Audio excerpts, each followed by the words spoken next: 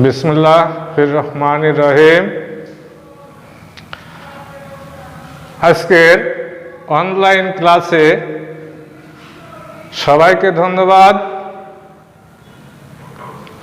আশা করি তোমরা সকলে ভালো আছো।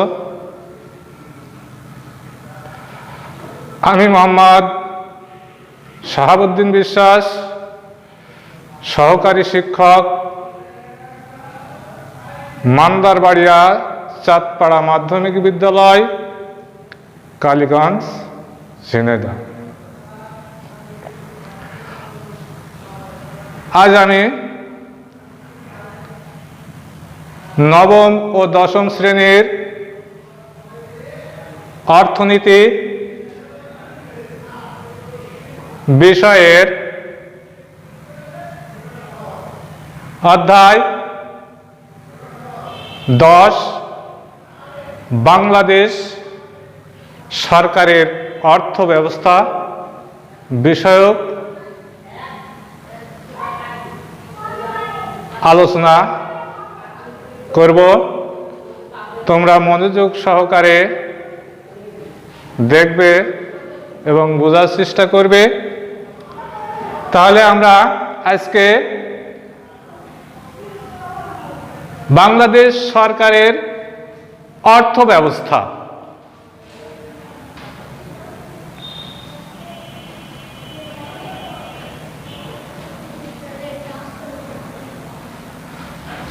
তো বাংলাদেশ সরকারের অর্থ ব্যবস্থা অর্থনীতির যে শাখায়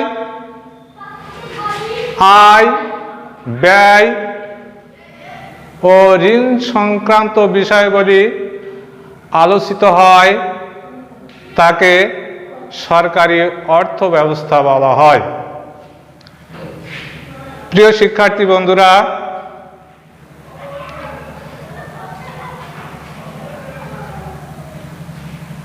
সরকারি অর্থ ব্যবস্থার বাংলাদেশ সরকারের বিভিন্ন প্রশাসনিক ব্যয়, শিক্ষা, প্রযুক্তি, স্বাস্থ্য সেবা, জনকল্যাণমূলক বিভিন্ন প্রকার কর্মকাণ্ড সরকার করে থাকে, আর এর জন্য অর্থ ব্যয় করতে হয়, যার পরিপ্রেক্ষিতে সরকারকে কিছু উৎস থেকে আয় করতে হয়। তো আয় করতে যে আয়ের বিভিন্ন উৎস থেকে সরকার আয় করে থাকে। তো আমরা দেখব এই করকে দুই ভাগে ভাগ করা হয়। যেমন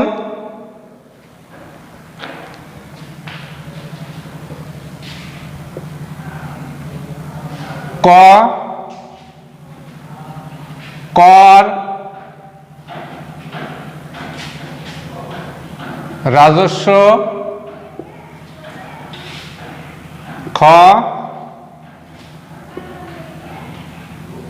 কর,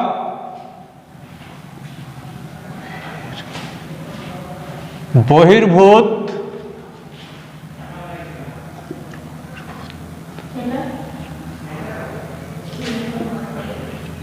কর, রাজস্ব। শিক্ষার্থী বন্ধুরা, কর, রাজস্ব আর কর বহির্ভূত, কর রাজস্ব, এই দুইটা ভাগে ভাগ করা হয়। তো আমরা কর রাজস্ব দেখব। কর রাজস্বটা কি বা কাকে বলে?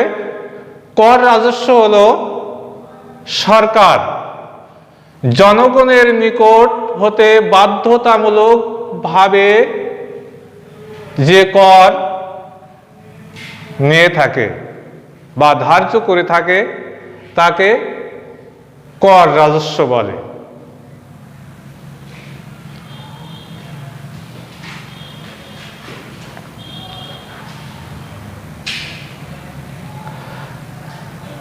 যার বিনিময়ে জনগণ সরকারের কাছ থেকে কোনো বিশেষ সুযোগ সুবিধার আশা করতে পারে না। তো সরকার বিভিন্ন উপায়ে যে কর সংগ্রহ করে, করের উৎসগুলো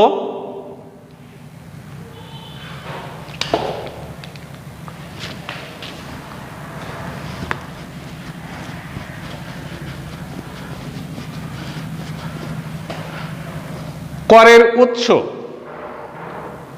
বা খাত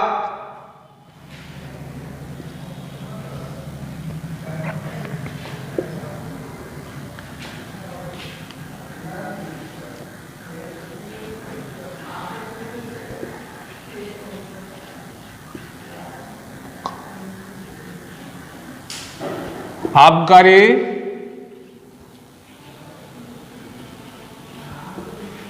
শুল্ক,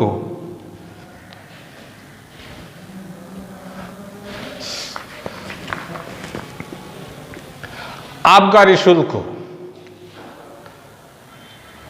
আবগারি শুল্কটা কি? আবগারি শুল্ক হলো দেশের আভ্যন্তরীণ যে সমস্ত দ্রব্য সামগ্রী উৎপাদন হয় তার উপর যে কর ধার্য করা হয় তাকে আবগারি শুল্ক বলা হয়। যেমন আমরা কোনো দ্রব্য উৎপাদন করে আমরা যদি বাজারে নিয়ে যাই, সেই বাজারে যাওয়ার পরে সেই দ্রব্যের উপর কিছু কর দিতে হয়।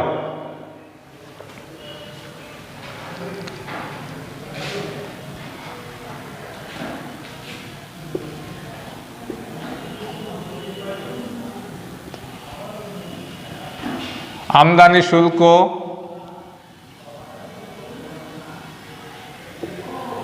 আমদানি শুল্ক।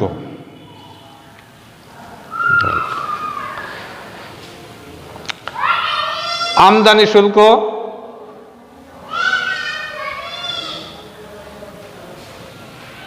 কোনো পণ্য দ্রব্য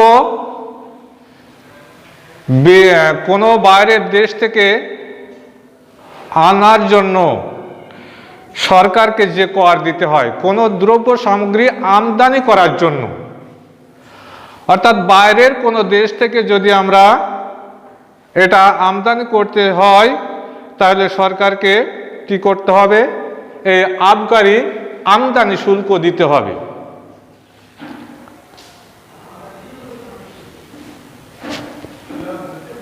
মূল্য সংযোজন কর,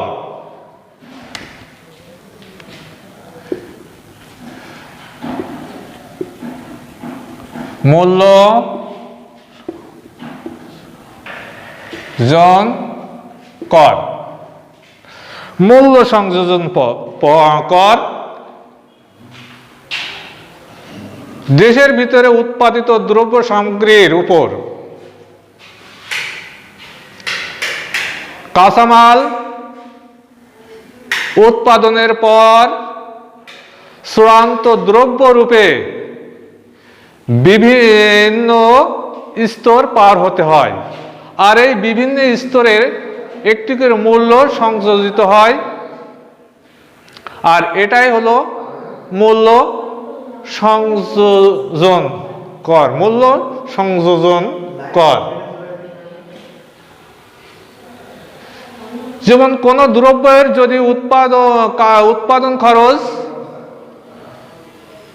সাপোজ ধরা হলো 10 টাকা, এইটা আমি বাজারে নিয়ে গেলে তার উপর একটা কর ধার্য করা হয়, সেটা আমি পাইকারি বিক্রয় করলাম, পাইকারি বিক্রেতা আবার খুচরো বিক্রেতার কাছে বিক্রয় করবে, খুচরো বিক্রেতা আবার ভোক্তার নিকট বিক্রয় করবে। এমনিভাবে বিভিন্ন পর্যায়ে যে মূল্য যোগ হয়, যোগ হওয়ার পরে ভোক্তার নিকট পৌঁছানোর পর্যায়কে মূল্য সংযোজন কর বলা হয়। সম্পূরক কর।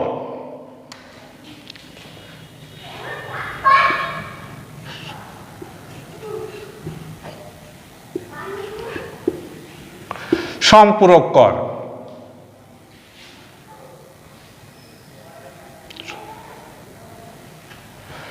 সম্পূরক কর বিভিন্ন কারণে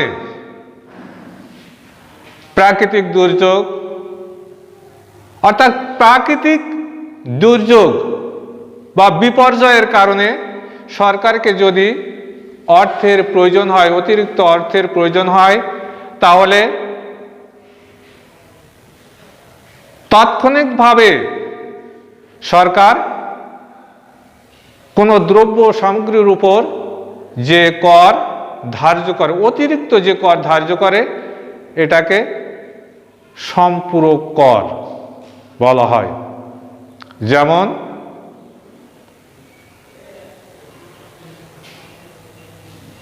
শ্রমিক স্টাইলের উপর কর আরোপ করা,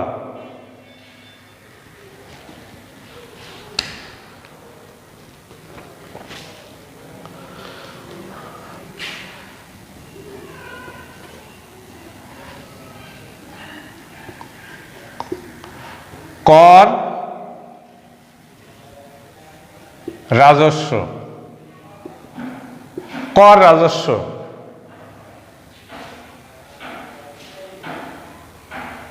জনগণের ব্যক্তিগত আয়ের উপর যে কর ধার্য করা হয় তাকে কর রাজস্ব বলা হয়। 1990-91 সাল থেকে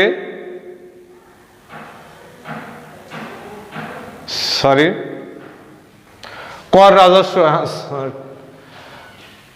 1991 সাল থেকে এই কর রাজস্ব চালু করা হয়। কোনো ব্যক্তির আয় যদি বার্ষিক 2,50,000 টাকা হয়, সেটা পুরুষের ক্ষেত্রে, মহিলাদের ক্ষেত্রে 3,65 বছর বা তার ঊর্ধ্ব কোনো ব্যক্তির আয় যদি 3,75,000 টাকা এবং প্রতিবন্ধীর ক্ষেত্রে 4,25,000 টাকা যদি বার্ষিক নিট আয় হয়, তাহলে তার উপর কর ধার্য করা হয়। এটাই হচ্ছে কর রাজস্ব।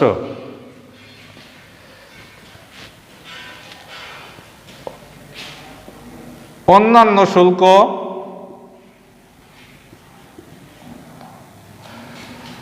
কর ও শুল্ক। অন্যান্য কর ও শুল্ক উপরের শুল্ক কর ছাড়াও উপরিউক্ত 5টি কর ও শুল্ক ছাড়াও অন্যান্য যে খাত থেকে সরকার আয় সংগ্রহ করে তাকে অন্যান্য কর বলা হয়। মাদক শুল্ক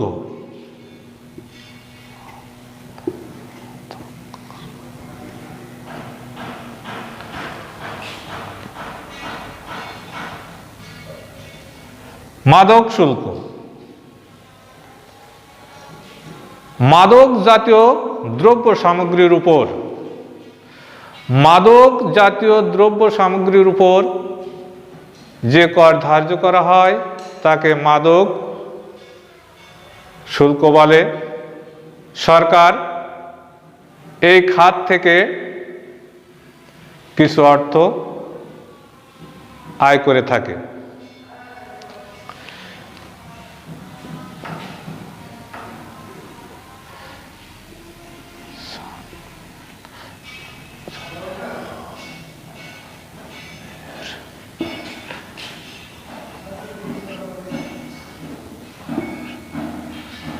কর,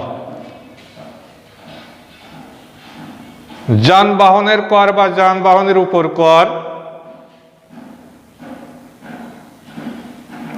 সরকার যোগাযোগ ব্যবস্থা উপর, যোগাযোগ ব্যবস্থা অর্থাৎ এটা আছে যানবাহন এর উপর যে সমস্ত কর আরোপ করে থাকে এটাকে যানবাহনের উপর কর বলা হয়। সরকার বছরান্তে এই খাত থেকে প্রচুর অর্থ আয় করে থাকে।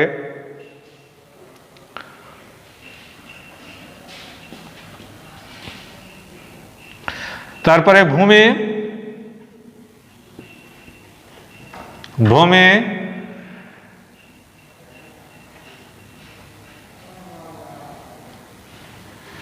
ভূমি উন্নয়ন কর, ভূমি উন্নয়ন কর ভূমির মালিকানা ও ভোগ দখলের জন্য ভূমির মালিক সরকারকে যে অর্থ প্রদান করে এটাকে ভূমি উন্নয়ন কর বলা হয়। নেক্সট,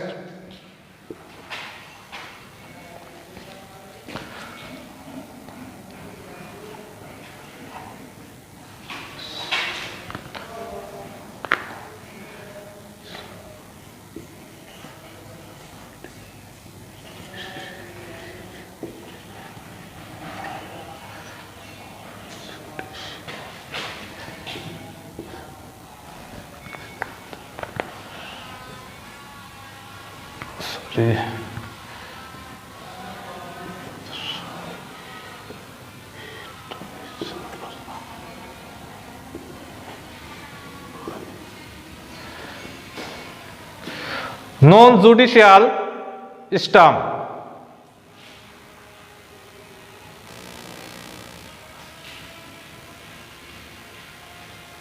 দলিলপত্র ও মামলা মোকদ্দমার আবেদনপত্র ব্যবহারের জন্য নন জুডিশিয়াল স্ট্যাম্প ব্যবহৃত হয়।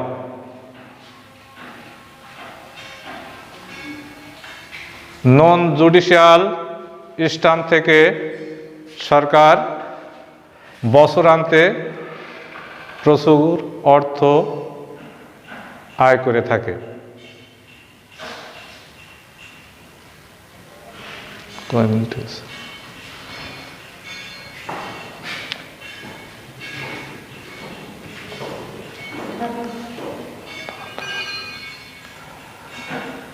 প্রিয় শিক্ষার্থী বন্ধুরা, আমরা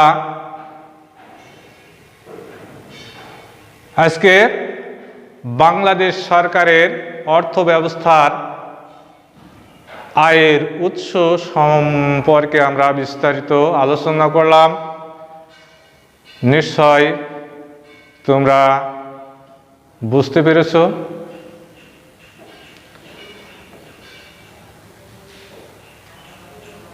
আশা করি আমি এটা এখন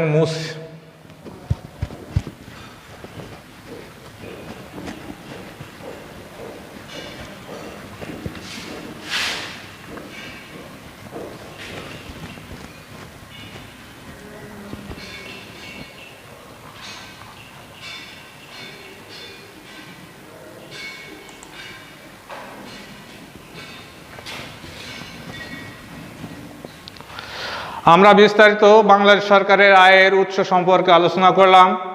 তাহলে আমরা এখন কি বলতে পারবো সরকারি অর্থ ব্যবস্থা কাকে বলে?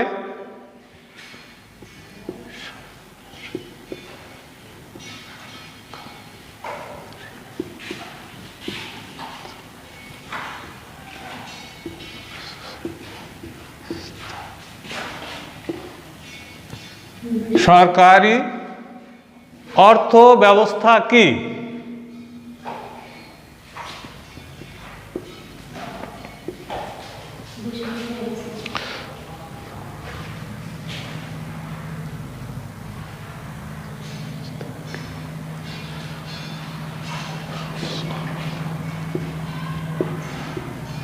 মূল্য সংযোজন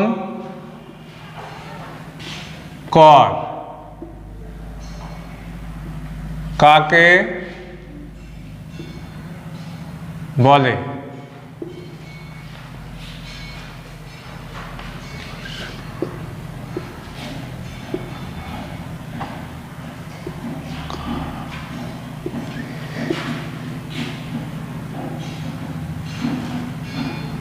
আবকারি শুল্ক কি? তাহলে শিক্ষার্থী বন্ধুরা, তোমরা নিশ্চয় বুঝতে পেরেছো। আমরা এটা বিস্তারিত আলোচনা করেছি। সরকারি অর্থ ব্যবস্থা তোমাদের পাঠ্য বইয়ে এটা আছে, তোমরা ভালোভাবে দেখে নেবে। তারপরেও আমি আর একটু আলোচনা করি। অর্থনীতির যে শাখায় সরকারের আয়, ব্যয় ও ঋণ সংক্রান্ত বিষয়াবলী আলোচিত হয় তাকে সরকারি অর্থ ব্যবস্থা বলে। মূল্য সংযোজন কর, এটাও তোমরা আলোচনায় শুনেছো। আবকারি শুল্ক, আমদানি দ্রব্য সামগ্রীর উপর যে কর ধার্য করা হয় তাকেই আবকারি শুল্ক বলা হয়। তো ঠিক আছে, আমরা এবার একটা বাড়ির কাজ দেব। তোমরা সবাই বাড়ির কাজটা লিখে নিবে।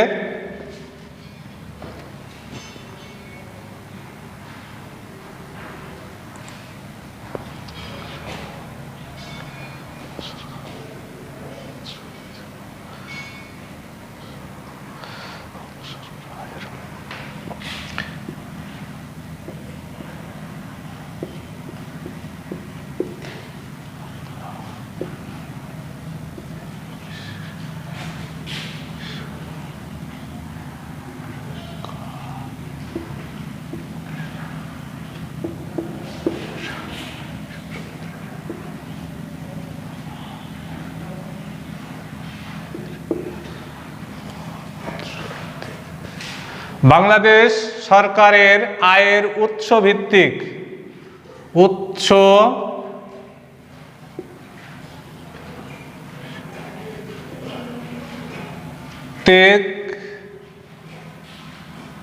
তালিকা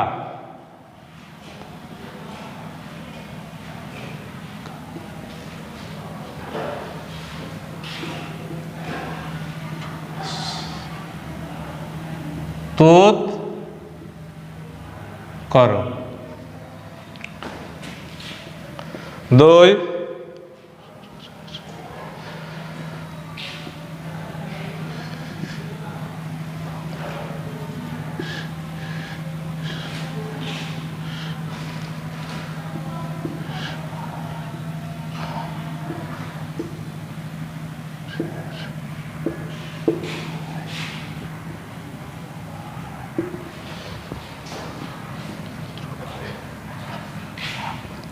বাংলাদেশ সরকারের আয়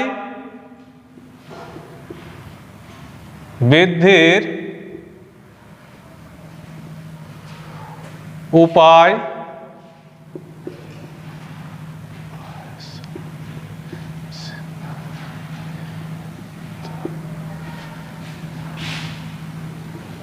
করো। প্রিয় শিক্ষার্থী বন্ধুরা, আজকের শ্রেণী কার্যক্রম এখানে শেষ করছি। আবারও তোমাদের ধন্যবাদ এবং সকলের সুস্বাস্থ্য কামনায় আজ এখানে শেষ করছি।